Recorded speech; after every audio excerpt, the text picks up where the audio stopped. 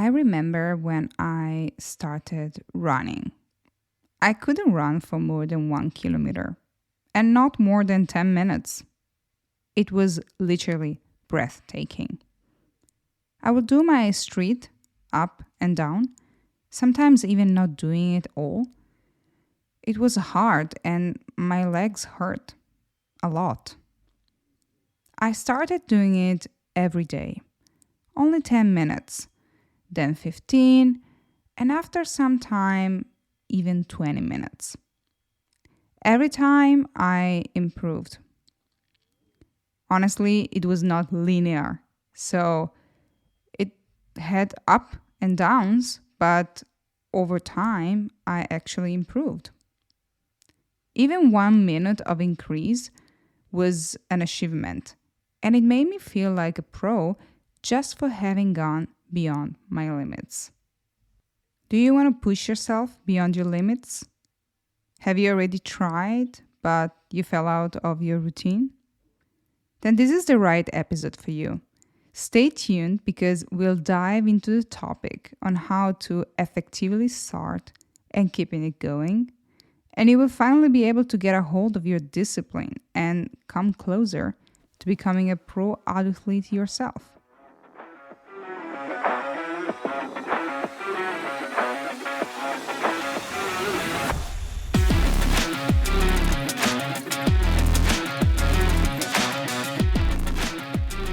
Hey there, you're listening to EJR and this is Adothlete. If you're like me, you probably tried 1 zillion times to get and maintain yourself fit. And you failed. There's nothing wrong about you. You just need to keep trying. For me, it all started in survival mode. Following an accident around my 20s, I had to learn from scratch how to train from within and not simply copying what a perfectly trained trainer showed me or told me to do. That never works, by the way, at least not long term. And so I started learning how to train tailoring to my unique goals, which also makes me more accountable in keeping healthy habits in check. In this podcast, I share the tricks and secrets about why you keep failing in training and nutrition and what you can do about it.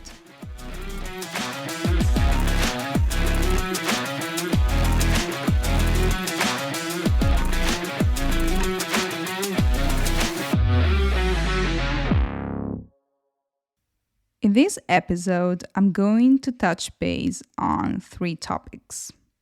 1.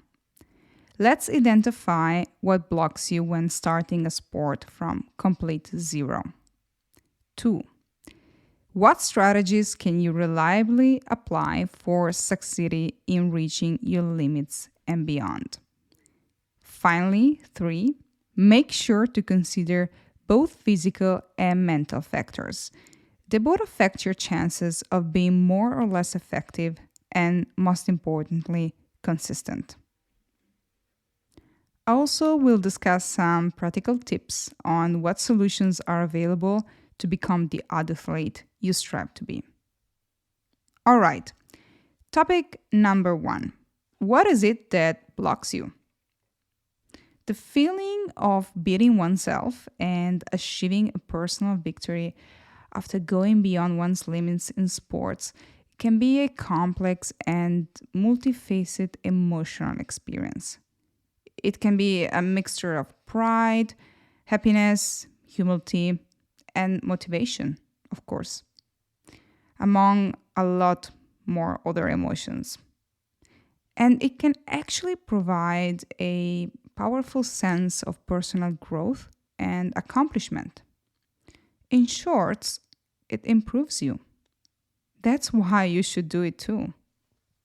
Though starting from complete zero or from a long break from sport can pose unique challenges. It can be complicated for many reasons. You may have a lack of physical conditioning.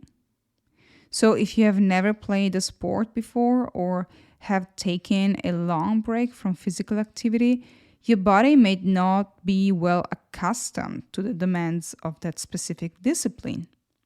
You may experience fatigue, soreness, and even injury at some point as your body adjusts to the new demands.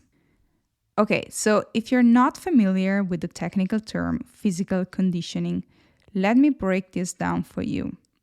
It refers to the process of improving one physical's fitness level through regular exercise. And basically, you get through a process of teaching your muscles to move exactly in the prescribed way that your discipline requires. So, after you're physically conditioned, it will be automatic for you to move your leg in a certain way than another. And different sports actually require different conditioning. So it's not the same for everybody. So, for example, a ballerina will execute movements with her feet similarly, but not exactly like a figure skater will do. Although it may look the same for the outsider, it's different movements and different conditioning. So you need to be conditioned for your specific sport. For physical conditioning to successfully work, you need to combine cardiovascular endurance, strength, flexibility, and agility.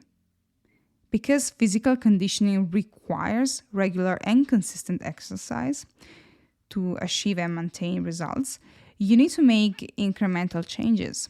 And there's no better way to do it than having short workouts but frequent. So basically, over time, the body adapts to the physical demands placed on it, leading to improved endurance, strength, and overall fitness. Another reason is about skills development. Most sports require a certain level of skill to play effectively. If you have never played a sport before, you will need to learn the basic techniques and strategies required to play. This can take time and practice and may feel overwhelming at first. Even if you have played the sport before, taking a long break can mean that you have lost some of the skills you once had. When learning new skills or reviving the ones you had in the past, new or reformed neural pathways are created in the brain. These pathways are strengthened through repetition and practice. As you continue to practice the skill, the neural pathways become more efficient, allowing you to perform the skill more quickly and accurately. Also, as you practice the skills, your muscles develop a memory of the movement, the pattern required to perform it. This makes it easier to perform the skill automatically without having to consciously think about it every time you have to do it. So you don't have to go through all the individual movements and tricks. You just automatically move in that specific way. Now, we've discussed physical conditioning, okay, but there's also mental conditioning. Sports require a certain level of mental toughness, so to say, and discipline.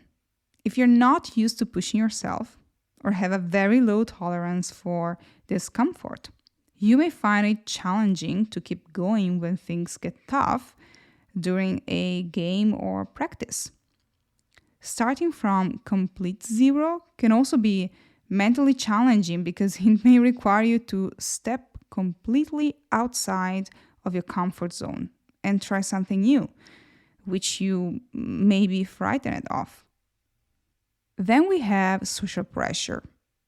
When starting a new sport, there may be a pressure to fit in with the existing team, and it can be intimidating and may create additional levels of stress and anxiety depending on your personality and character, of course.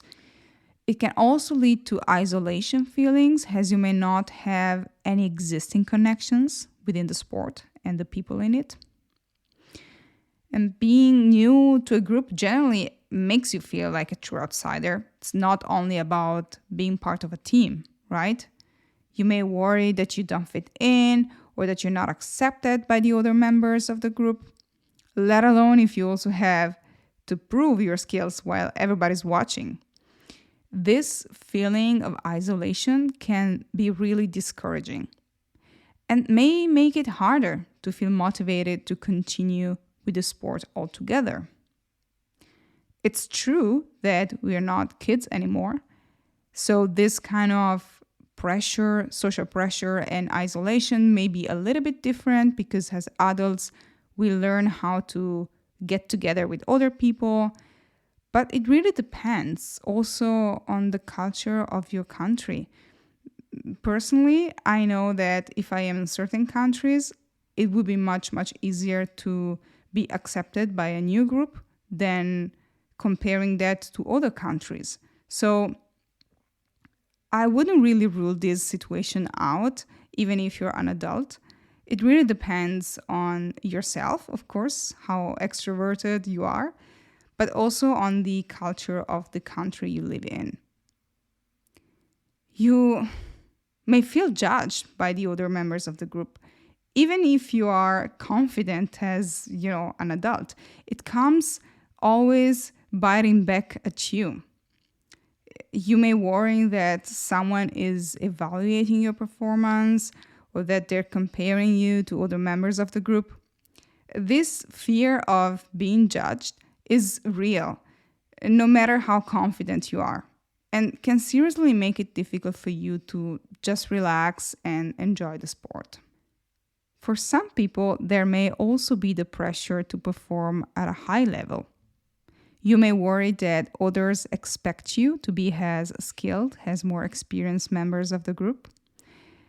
And this is even if you're still learning the basics and it has been made clear to your coach. This kind of pressure can happen and it can be as well overwhelming. It may also make it harder for you to learn and improve because you're more focused on how it looks like, how you're doing it, not on doing it even in a bad way, but at least learning. Although I ran for many years, it took me great courage to subscribe for an official run. Like, with professional people, at least athletes, who do it very often, or at least, it's some big topic in their lives. The thought of running among other people, for sure more skilled than me, was daunting. I felt I needed to reach the level a little bit higher than the one I was subscribing to so that I wouldn't feel both mentally and physically overwhelmed. I could deal only with one of them because there's no real preparation to the mental overwhelming feeling of being judged if not putting yourself in the position itself, namely experiencing it. So, differently from the physical overwhelming feeling, which you can train alone for it, for mental strength, you really have to go for it. There's no other solution. Topic number 2. So we said there's many things that can block you, but what can you do? Despite the challenges I just described, starting from complete zero or a long break from sport can be incredibly rewarding. Here are some tips to help you get started. Start slowly. Begin with gentle exercise and progress gradually to more intense activity. This will help your body adjust to new demands and reduce the risk of injury.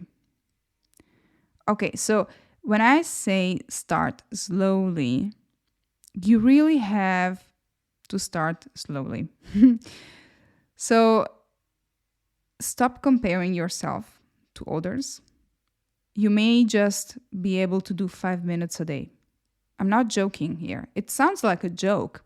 I literally had people telling me, oh, but it doesn't feel like a workout. Of course, because you're out of shape. Like, you're not gonna do 1 hour workout and feel completely devastated the day after just because you wanna feel that you worked out.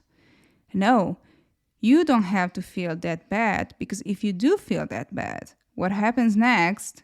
You don't come back. And we want to come back, right?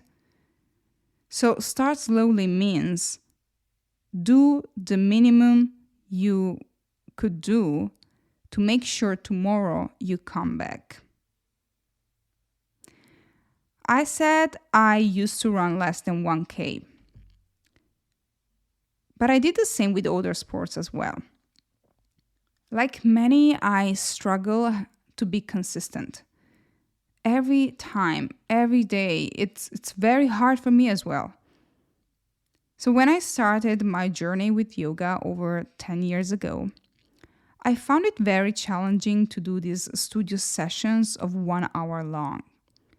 As everybody, I just went to the trainers, I went to the gyms, and I let them advise me because I thought that was the right way, which it is. I mean, don't get me wrong, but it's standardized. And because it's standardized, it's not gonna serve you to your unique goals. So those 1 hour long sessions, I did them for some time and I tried many of them, a lot. But it wasn't ineffective. I would feel exhausted afterward and yeah, partially happy about it, but I wouldn't get back at it consistently. The reason is that if you start from zero, you just don't have the physical and mental preparation for long sessions. You may say, well, you go and you will adapt eventually. Has it worked for you? Be honest. It didn't for me, and I know it doesn't for the multitude of people I talk to every day, and each and everyone has the same problem. Good initial plan, falling out soon, and not coming back. Most of the time, starting later is much, much less than what you think, or what you would like to see has progress. But if you want to be successful in the long run, you just cannot take shortcuts. I have a trick for you though. Since we all fall in love with gadgets, we all fall prey to buying the perfect outfit or shoes or gym tools. In our mind, those things will change our fitness situation and life, of course. So try this. Promise yourself you will get that much desired material object, but only if you prove yourself to really need it. There must be a reason to have it, otherwise it will just sit in your closet. Okay?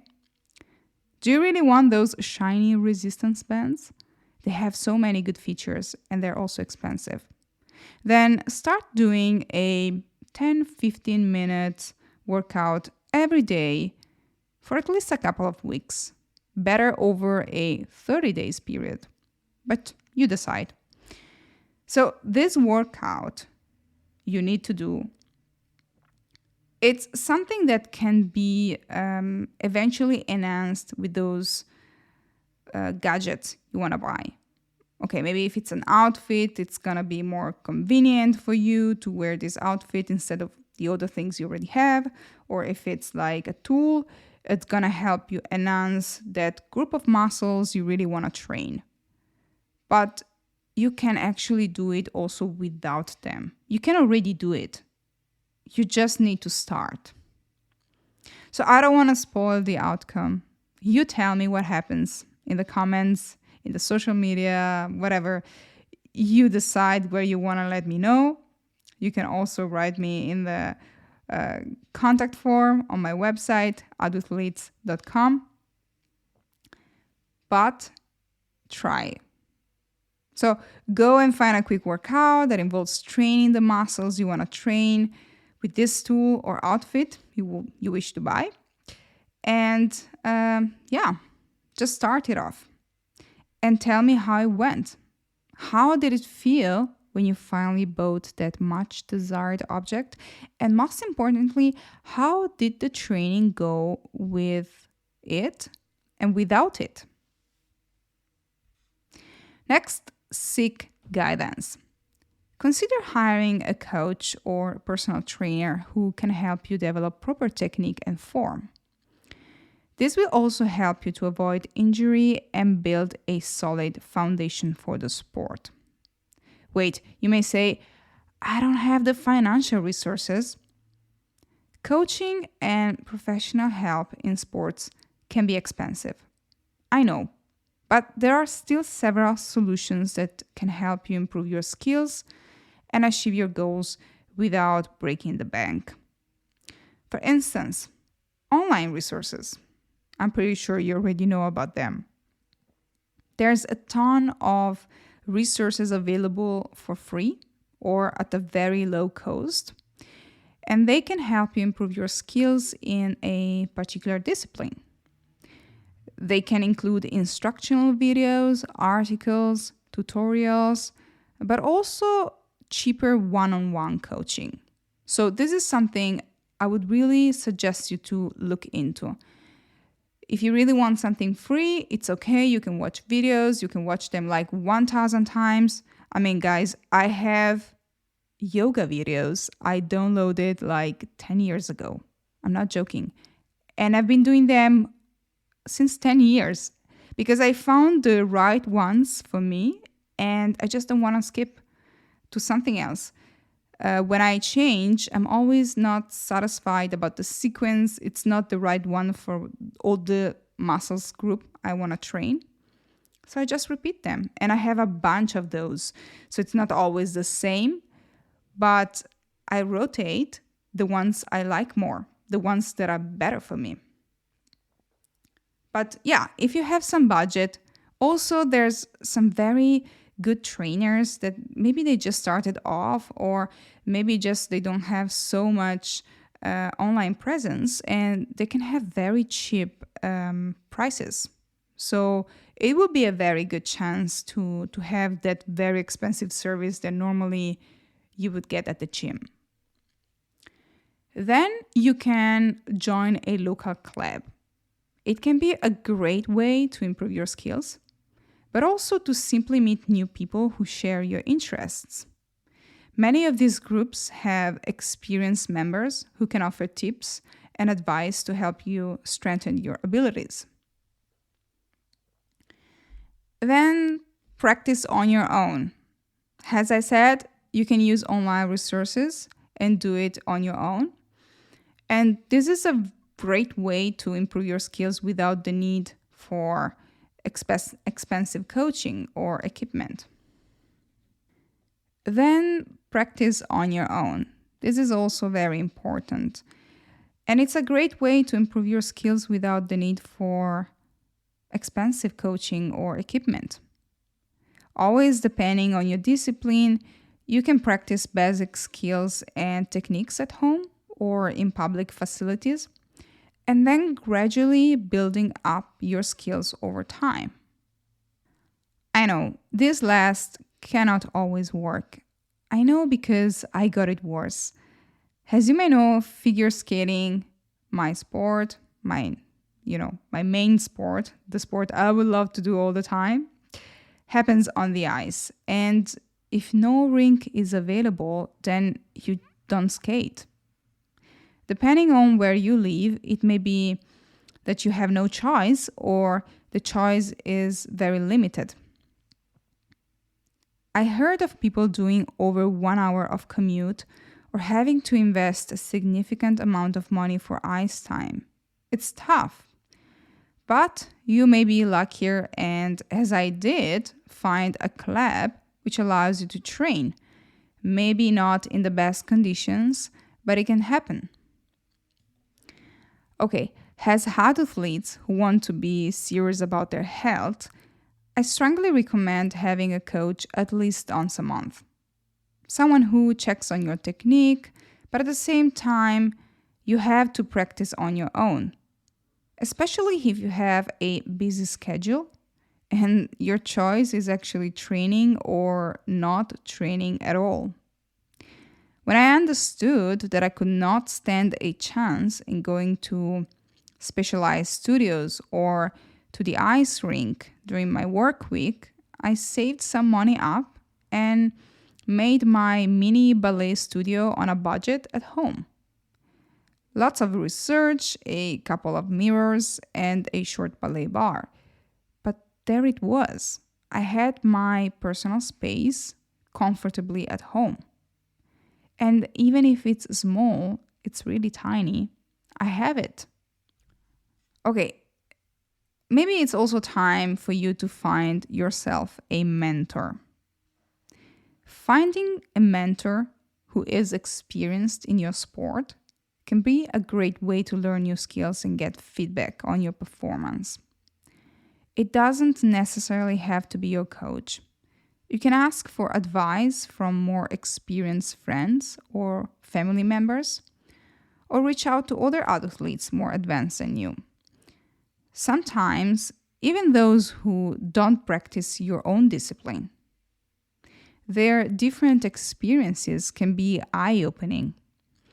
Any sport is eventually made up of different parts. As we said, physical conditioning is a mix of cardiovascular endurance, strength, flexibility, and agility. So each sport has a different level of those specifics. Someone who practices yoga would be very keen in talking flexibility and agility with you, but someone who runs marathons would have a better say on endurance. So everybody can help in this regard. If you have the time, you can also volunteer at sports events to gain experience and build your skills. Maybe even finding a mentor or a coach over there. Many organizations offer training and support for volunteers, and you can often learn a lot simply by observing coaches and more experienced athletes. Overall, there are many solutions available to help you elevate your skills in a particular sport. Even if you can't afford expensive coaching or professional help. With dedication and hard work, you can achieve your goals and become a better athlete. For sure. You just have to put the effort. All right, topic number 3 and final topic. What you need to take into consideration if you want to hack your chances of being more effective and consistent. Make sure to be patient. Because learning a new sport takes time and practice. Being patient with yourself and celebrating your progress along the way is a gift of kindness you deserve. Maybe you want to share a picture of you. Maybe it's, your milestone and you share it with your friends or family. Maybe you want to add it in your journal. And make sure to reread this in your bad days. Going back to what you did actually helps you understand that there are ups and downs, and that those ups and downs actually drive you towards success. Only if you are consistent. That's the trick. Guys, the only thing that makes the difference is that one guy decides to stop and the other keeps going. There's no other difference in two athletes' paths. Also, I really want you to have realistic expectations. This is pivotal for your progress. Don't expect to become an expert overnight. But as we said in the previous episode, that beginning it's so hard. Focus on improving gradually over time. Stay positive. Starting from complete zero or a long break from sport can be challenging, but maintaining a positive attitude can help you stay motivated and focused on your goals. Doesn't mean forgetting the negatives with some toxic positivity, but re-elaborating them. There's always something positive coming also from the negative events. Maybe you don't see it in the immediate, but there is. You just have to look for them. Enjoy the process. Most importantly, you have to enjoy the process. Sports are meant to be enjoyable, to be fun. So, focusing on finding the joy in the process and celebrate your progress along the way, it's really, really important. It's not just about boosting that you did something, it's about you being there for yourself and look at your achievements. This is something that comes much easier if you choose the discipline that fits you and your body type. If your sports session becomes something you're dreading, it will be harder to keep going. So again, the consistency will be lost most immediately. So it's a wrap. We've seen the main challenges you have ahead of you, namely physical and mental conditioning, skills development, and social pressure. And to contrast such an impervious journey and become the athlete you want to be, you need to start slowly, slower than you think, slower than what you see the others are doing. Seek guidance and mentoring wherever you can. And if you have the time, volunteer.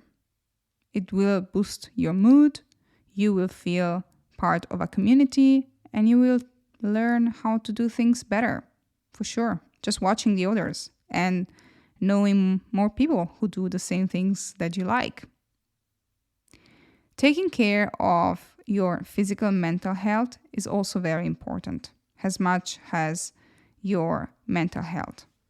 Then finally, taking care of your physical health is important as much as your mental health. Staying positive, transforming negative situations and thoughts into positive ones can help you with toxic positivity. This is an exercise that not only will help you in your sports journey, but in life in general. So, as you can notice, there's so much at stake that opting out isn't really an option. I mean, we're talking about sport helping you for your health, for your mental wellness, but we're also talking about spillover effect. You are actually spilling over so many parts of your life that it's so important for you to be the athlete you really want to be. It makes sense, and it will change you as a person as well. Okay, so much for that. Next episode, we'll discuss how to find your discipline. If you feel overwhelmed by the multitude of choices, let me break it down for you. We'll get into all the possible considerations you need to make so that you can be more confident in making your decision. Also, I'm tailoring this podcast series to let you achieve your unique goals. What is the major roadblock to move your body? Is it time, work, and other commitments, or you simply get bored? Or maybe you have a topic you want me to talk about. Please let me know by writing a comment or answering the poll in the Athletes community or on your preferred social media platform, whatever you like. I'll post the links in the description box below, or you can visit the athlete.com website and reach out to me via the contact form. I'd love to hear from you. But you can also keep listening to the upcoming next episodes. Thank you for being part of the Athlete community. That's all for today. EGR out.